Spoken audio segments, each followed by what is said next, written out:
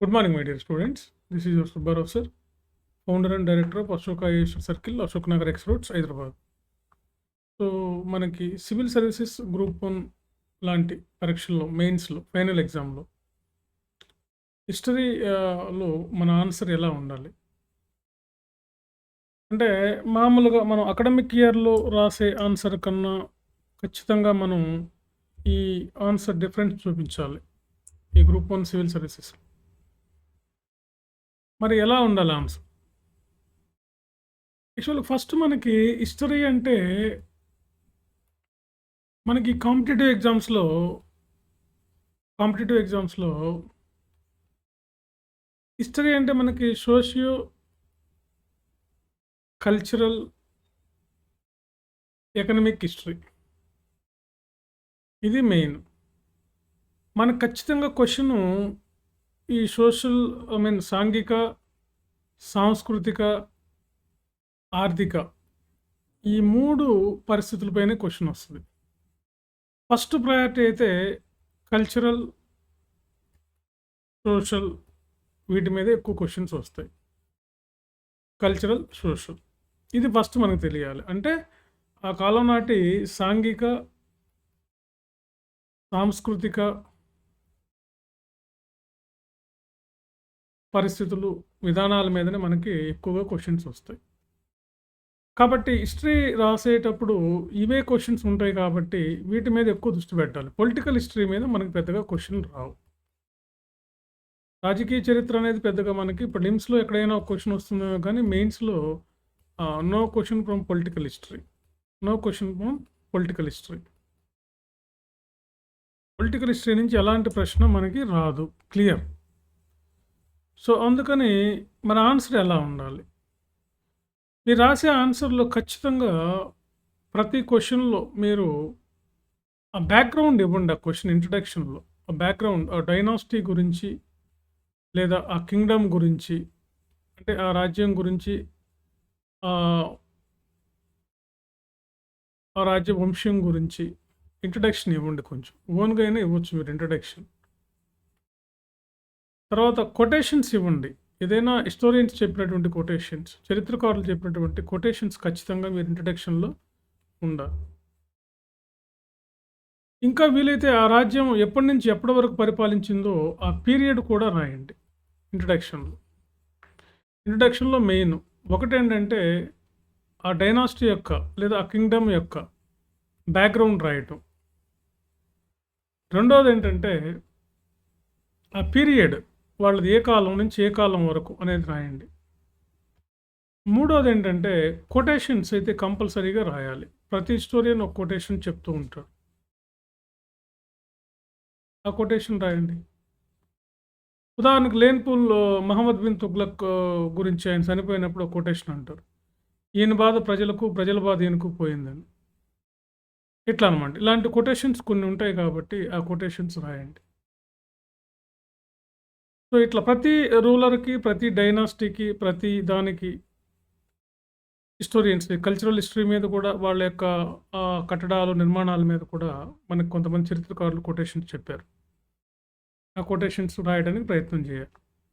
తర్వాత మీరు బాడీలోకొచ్చేసరికి art and architecture మీద ఎక్కువ క్వెషన్స్ వస్తాయి. Art and architecture. Maximum questions Indian history, Telangana history ఈ ప్రాంత ఈ ఈ ఈ ఏరియాస్‌లో ఆర్ట్ అండ్ ఆర్కిటెక్చర్. వాళ్ళ వాస్తుశిల్పం, వాళ్ళ కళలు, వాస్తుశిల్పం. కళలు, వాస్తుశిల్పం. వీటిల్లో మీరు ఆ కాలం నాటి వాళ్ళ కళలు, వాస్తుశిల్పాన్ని మీరు ఫిగర్స్‌లో గీసి కూడా మనం చూయించొచ్చు. ఆ కాలంలో ఎలా ఉంది? ఫర్ ఎగ్జాంపుల్ ముస్లిమ్స్ వాళ్ళు డోమ్ సిస్టమ్ వాడారని, ఇలా డోమ్స్ ఇలా గాని, తోరణాలు. ఓకే. సో, ఇట్లా మీరు ఇమాజిన్ చేసుకొని అంటే ఊహించి అంటే మీరు ప్రాక్టీస్ చేయండి. చేసి ఆన్సర్‌లో మీరు ఖచ్చితంగా ఇలాంటి ఎయొచ్చనమాట. ఇలాంటి ఆర్కిటెక్చర్‌కి సంబంధించినటువంటి ఆ బొమ్మలు, ఆ ఇమేజెస్, ఆ ఫిగర్స్ మీరు వేయొచ్చనమాట. ఖచ్చితంగా ఎయండి. మంచి మార్క్స్ వస్తాయి. ఒక ఎగ్జాంపుల్స్ రాయండి. ఖచ్చితంగా ఎగ్జాంపుల్స్ ఇవ్వండి. ఇలా ఉన్నాయి, ఇలా ఉంటుంది. ఫర్ ఎగ్జాంపుల్ ఇలా ఉంటుంది ఆర్కిటెక్చర్. చార్మినార్ ఆర్కిటెక్చర్ ఎలా ఉంటుంది, లేకపోతే మన తాజ్‌మహల్ ఎలా ఉంటుంది, లేకపోతే మొఘలుల ఆర్కిటెక్చర్ ఎలా ఉంటుంది, మౌర్యాస్ ఎలా ఉంటుంది, గుప్తాస్ ఎలా ఉంటుంది, శాతవాహనాస్ ఎలా ఉంటుంది, శాతవాహనులు, విష్ణుకుండినులు ఎలా ఉంటుంది ఆర్కిటెక్చర్స్. సో, వీటి మీద బాగా ఫోకస్ చేయండి. మనం సోషల్ హిస్టరీ అంటే మెయిన్‌గా మనం కొన్ని పాయింట్స్ మీరు బేసిక్‌గా కొన్ని పాయింట్స్ మీ దగ్గర పెట్టుకోవచ్చు. సోషల్ కండిషన్స్ అని అడిగారనుకోండి ఆ ఏరియాలో. సోషల్ కండిషన్స్‌లో మనం కొన్ని మెయిన్ ఏంటంటే, ఆ కాలం నాటి సొసైటీ ఎలా ఉంది? సమాజం ఎలా ఉంది? 2 ఆహ్, వాళ్ళ యొక్క ఆహారపు అలవాట్లు ఎలా ఉన్నాయి? ఆహారపు అలవాట్లు. వాళ్ళ యొక్క దుస్తులు. నెక్స్ట్ ఆ కాలం నాటి దురాచారాలు ఏమైనా ఉన్నాయా? దురాచారాలు. ఈ సోషల్ ఈవిల్స్ ఏవైనా ఉన్నాయా ఆ కాలంలో? సమాజంలో. సమాజంలో ఇంకొకటి ఆ కాలంలో ఈ కులం లేదా ఈ వర్ణ ప్రస్తావన ఉందా? మెయిన్‌గా ఈ 4 ఉండేటట్లుగా మీరు చూసుకోవాలి. వీటిల్లో కూడా మళ్ళా కొటేషన్స్ వస్తాయి. వీటిని మళ్ళా మీరు ఫ్లో చార్ట్స్ కూడా వేయొచ్చు. ఫ్లో చార్ట్స్‌లో రూపంలో కూడా చూపించొచ్చు. ఇలా సోషల్ కల్చరల్‌లో ఇవి ఉండేటట్టుగా చూసుకోండి. ఆ కాలం నాటి సొసైటీలో ఇవన్నీ ఉన్నాయా? ఉంటే ఎలా ఉన్నాయి? లేకపోతే లేవు. ఉంటే చరిత్రకారులు ఏం చెప్పారు? ఫర్ ఎగ్జాంపుల్ మనకి ఆల్బెరూని లాంటి వాళ్ళు ఏమంటారంటే ఏన్షియంటిస్ట్‌లు మనకి మెగస్తనీస్ లాంటి వాళ్ళు ఏం చెప్తారంటే ఇండియాలో బానిసత్వమే లేదంటారు. No slavery system in India అంటారు. బానిసత్వం. కానీ బానిసత్వం ఉంది. మన బానిసత్వం వేరు. యూరోప్‌లో ఉండే బానిసత్వం వేరు. అబాండెడ్ స్లేవరీ అనేది వాళ్ళకుంటుందనమాట. మనకట్లా కాకుండా మన స్లేవరీలో కొన్ని రైట్స్ ఉన్నాయి మనకి. కాబట్టి వాళ్ళ స్లేవరీతో పోల్చినప్పుడు వీళ్ళు మన దేశంలో స్లేవరీ లేదంటారు వీళ్ళు. కాబట్టి అలా మీరు ఉంటే ఎలా ఉంది? ఏ రూపంలో ఉంది? అక్కడ ఆచార వ్యవహారాలు ఎలా ఉంటాయి? ఆచార వ్యవహారాలు. వాళ్ళ ఆచార వ్యవహారాలు కూడా మనం ఇక్కడ రాసుకోవచ్చు. ఇది మనం సోషల్ కండిషన్స్‌లో మీరు హైలైట్ ప్రతి డైనాసిటీలోను, ప్రతి వంశంలోను, ప్రతి కింగ్డమ్‌లోను, ప్రతి రాజు ఐ మీన్ ఆ పాలనలోను ఈ సోషల్ కండిషన్స్ ఉంటాయి. ఈ టైటిల్స్ కిందే మీరు ఆ కాలంలో ఏమున్నాయో మార్పులు రాయండి. వర్ణ సిస్టమ్ పోయి తర్వాత కాలంలో గుప్తుల కాలం వచ్చేసరికి మనకి కుల వ్యవస్థలు రావటం. శాతవాహనుల కాలం నాటికి మనకి ఆల్మోస్ట్ ఆల్ ఇవి స్టార్ట్ అయినాయి. కాబట్టి కుల వ్యవస్థలు రావటం, ఆహారపు అలవాట్లు, దురాచారాలు, కులం, ఆచార వ్యవహారాలు. ఇవన్నీ ఒక్కొక్క డైనాసిటీ నుంచి ఒక్కొక్క డైనాసిటీకి వచ్చేసరికి ఎలా ఆ సోషల్ ట్రాన్స్‌మిషన్ ఎలా జరుగుతుంది అనేది మీరు ఈ సోషల్ కండిషన్స్‌లో రాయాల్సి ఉంటుందనమాట. తర్వాత మనకి కల్చరల్‌కొచ్చేసరికి మెయిన్‌గా మనం వాళ్ళ ఆర్ట్స్ ఏంటి? వాళ్ళ కళలు ఏమున్నాయి ప్రధానంగా? తర్వాత వాళ్ళ కళల్లో మనం ఈ కల్చరల్‌లో ఆర్ట్స్ రాస్తాం. తర్వాత వాళ్ళ లిటరసీ అంటే వాళ్ళు రాసినటువంటి సాహిత్యం, పుస్తకాలు. ఈ బుక్స్ ఏవున్నాయి? ఇది స్వదేశీ పుస్తకాలా? స్వదేశీ రచనలా? విదేశీ రచనలా? ఆ రచనలు రాసిందెవరు? రాస్తే వాళ్ళు అందులో ఏం డిస్కస్ చేస్తున్నారు? ఫర్ ఎగ్జాంపుల్ 'మెగస్తనీస్' మౌర్యుల పరిపాలన గురించి చెప్తుంది మనకి. 'మెగస్తనీస్' రాసినటువంటి 'ఇండికా', 'అర్థశాస్త్ర' ఇదేమో ఫారిన్ సోర్సెస్ కిందకొస్తుంది. 'అర్థశాస్త్రం' అనేది మనకి డొమెస్టిక్ సోర్సెస్ అనమాట. అంటే ఇంటర్నల్ సోర్సెస్ కింద. 'అర్థశాస్త్రం' ఏం చెప్తుంది? అది కూడా మౌర్యుల పరిపాలన గురించే చెప్తుంది. సో, ఇట్లా డిస్క్రిప్షన్ క్లియర్‌గా ఇవ్వాలి మీరు. సాహిత్యంలో పుస్తకాలు రాసి దానికి ఎగ్జాంపుల్స్ మెయిన్‌గా దేని మీద ఫోకస్ చేస్తుంది? ఇక్కడ ఆథర్ ఎవరు? అది ఏం చెప్తుంది? దేని గురించి చెప్తుంది? మెయిన్‌గా దేని గురించి చెప్తుంది? అనే అంశాల గురించి మీరు ఇక్కడ రాయాలి లిటరసీ. ఇక మూడోది ఆర్ట్ అండ్ ఆర్కిటెక్చర్. ఇది మెయిన్. దీని మీద డిఫరెంట్‌గా సెపరేట్‌గా క్వెషన్స్ కూడా అడుగుతారు ఆర్కిటెక్చర్. ఆర్కిటెక్చర్‌లో మీరు రాయండి. వాళ్ళ స్టైల్ ఆఫ్ ఆర్కిటెక్చర్ రాయండి. మీకు ప్రధానంగా మనకి Indo Islamic culture, Islamic style of architecture ఉంటుంది. నగరా స్టైల్, వాసరా స్టైల్, ద్రవిడియన్ స్టైల్ అంటే దక్షిణ భారతదేశంలో వేసర, నగర ఇట్లా.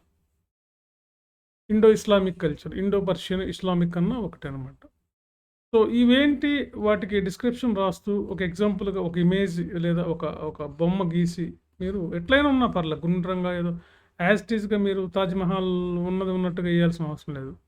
వాళ్ళ స్టైల్ ఆఫ్ కన్‌స్ట్రక్షన్ ఎలా ఉంటది అనేది మీరిక్కడ చెప్తే సరిపోతుంది. సో, మెయిన్‌గా మనకి సోషల్ అండ్ కల్చరల్ మీద అడుగుతారు. ఎక్కడన్నా ఎకానమీ మీద క్వెషన్ అడుగుతారు. అంటే ఎకనామిక్ కండిషన్ మీద. ఎకనామిక్ సివిల్స్‌లో అయితే మెయిన్‌గా అడిగేది ఆర్ట్ అండ్ ఆర్కిటెక్చర్ మీదే అడుగుతారు. సో, గ్రూప్ 1లో అయితే మనం సోషల్‌లో ఎక్స్‌పెక్ట్ చేయొచ్చు. ఆర్ట్ అండ్ ఆర్కిటెక్చర్ మీద చేయొచ్చు. ఎకనామిక్ కండిషన్స్ మీద కూడా చేయొచ్చు. ఆర్థిక పరిస్థితి. ఇందులో ఆర్థిక పరిస్థితుల్లో వాళ్ళ ప్రధాన వృత్తి ఏంటి? వాళ్ళ ప్రొఫెషన్ ఏంటి? వాళ్ళ ఆక్యుపేషన్స్ ఏంటి? ప్రధాన వృత్తి. రెండోది ఆ కాలం నాటి టాక్సెస్ ఎలా ఉన్నాయి? 3 ఎక్స్‌పోర్ట్స్, ఇంపోర్ట్స్ ఏంటి? తర్వాత అగ్రికల్చర్ ఎలా ఉంది? ఆ కాలం నాటి అగ్రికల్చర్ ఇండస్ట్రీస్ ప్రధానంగా ఏ ఇండస్ట్రీస్ ఉన్నాయి? వాళ్ళు తయారు చేసిన వస్తువులేంటి? గూడ్స్. వీటి మీద ఫోకస్ చేయండి.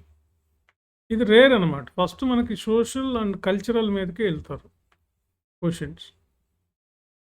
సో, కాబట్టి ఫ్రెండ్స్ ఇలా మీకు ఇంట్రడక్షన్‌లో మీరు నేను చెప్పినట్టుగా కొటేషన్స్ వాడండి. హిస్టోరియన్స్ చెప్పినవి. నాకున్నటువంటి ఎక్స్‌పీరియన్స్‌తో నేను సివిల్ సర్వీసెస్ హిస్టరీ ఆప్షన్‌తో సివిల్ సర్వీసెస్ రాయటం వల్ల నాకున్న అవగాహనతో లాస్ట్ ఒక 15 ఇయర్స్ నుంచి నేను హిస్టరీ, ఎకానమీ 2 టీచ్ చేస్తాను కాబట్టి నాకున్న పరిజ్ఞానంతోటి మీకు ఈ సమాచారాన్ని ఇవ్వటం జరుగుతుంది. సో, దీన్ని ఉపయోగించుకోండి. సో, ఇలా రాసేటట్టుగా ఉండాలి మీ ఆన్సర్. ఇలా ఉన్నప్పుడే మీకు ఎక్కువ మార్క్స్ వస్తాయి. ఓకే. సో, ఆన్సర్ అనేది ఇలా ఉండాలి. అంతేగాని ఏదో పొలిటికల్ హిస్టరీ లాగా చదువుకొని డంప్‌గా 1 బై 1 ఏదో రాస్తే ఉండకూడదు. కానీ ఖచ్చితంగా ఎనలైజ్ చేయాలి. ఎనాలిసిస్ కనపడాలి. మీరు ఎగ్జామినర్‌తో మాట్లాడుతున్నట్టు. ఇప్పుడు ఫర్ ఎగ్జాంపుల్ మీరు ఒక స్ట్రక్చర్ ఆర్కిటెక్చర్ చూసారనుకోండి. ఫర్ ఎగ్జాంపుల్ మన కాకతీయ ఆర్కిటెక్చర్ చూసారనుకోండి. కాకతీయుల కాలం నాటి వాస్తు శైలి, శిల్పాలు చూసారు. దాన్ని మీ ఓన్ భాషలో ఎక్స్‌ప్లెయిన్ చేసేటట్టుగా ఉండాలి. మీరు చెప్తున్నారు. ఇప్పుడు గైడ్ ఎలా చెప్తాడో మనకి మనం గోల్కొండ ఎళ్ళామనుకోండి. ఆ గైడ్ మనకి ఎలా ఎక్స్‌ప్లెయిన్ చేస్తాడు? ఆ గోల్కొండ ఫోర్ట్ గురించి, ఆ రూలర్స్ గురించి, అక్కడున్న కండిషన్స్ గురించి ఎట్లా చెప్తాడాయన? సో, అలా ఉండాలి మీ ఆన్సర్. అలా ఉండేటట్లు చూసుకోండి. చూసుకుంటే ఎక్కువ మార్క్స్ వస్తాయి హిస్టరీలో. చాలా ఈజీగా ఎక్కువ మార్క్స్ తెచ్చుకోవడానికి అవకాశం ఉన్నటువంటి పేపర్‌లో హిస్టరీ ఒకటి. సో, ఇదే ప్యాటర్న్ మీకు తెలంగాణ హిస్టరీలోను కూడా అప్లై చేయొచ్చు. Movement different. మూవ్‌మెంట్‌లో కాస్త మన హిస్టారికల్ బ్యాక్‌గ్రౌండ్ తక్కువ ఉంటుంది కాబట్టి, మనకిప్పుడు Telangana history, Indian history, AP history ఈ పద్ధతిలో అయితే మీరు ఇదే పద్ధతిలో రాయాల్సిన అవసరం ఉండదనమాట. ఇట్లా ఉండాలి మీ ఆన్సర్. ఇలా ఉందో లేదో ఒకసారి చెక్ చేసుకోండి. అందుకే ఇవన్నీ మీకు తెలియాలని కోసమే మేము ఒక టెస్టులు రాయండి. కనీసం ఒక పేపర్‌కి 4, 5 యూనిట్లన్నా రాసారంటే, మీకు ఎలా ఏం రాస్తున్నారో మీకు ఒక ఐడియా రావాలి గదా! అది కరెక్టా? కాదా? అని తెలియటం కోసం టెస్టులు రాయమంటున్నాం. సో, ఫ్రెండ్స్ కాబట్టి వీలైతే టెస్టులు రాయండి. ఇంకా టైం ఉంది. ఇంకా ఎక్కువ మంది ఇప్పుడే రాస్తున్నారు. ఇంకా వీలుంటే కొన్ని అట్‌లీస్ట్ కొన్నన్నా రాయడానికి ప్రయత్నం చేయండి. ఏదన్నా ఉంటే కాల్ చేసి మాతో మాట్లాడొచ్చు మీరు. మాట్లాడి తెలుసుకోండి. Okay friends. Thank you very much. ఇదే పద్ధతిని పాటించండి. All the best.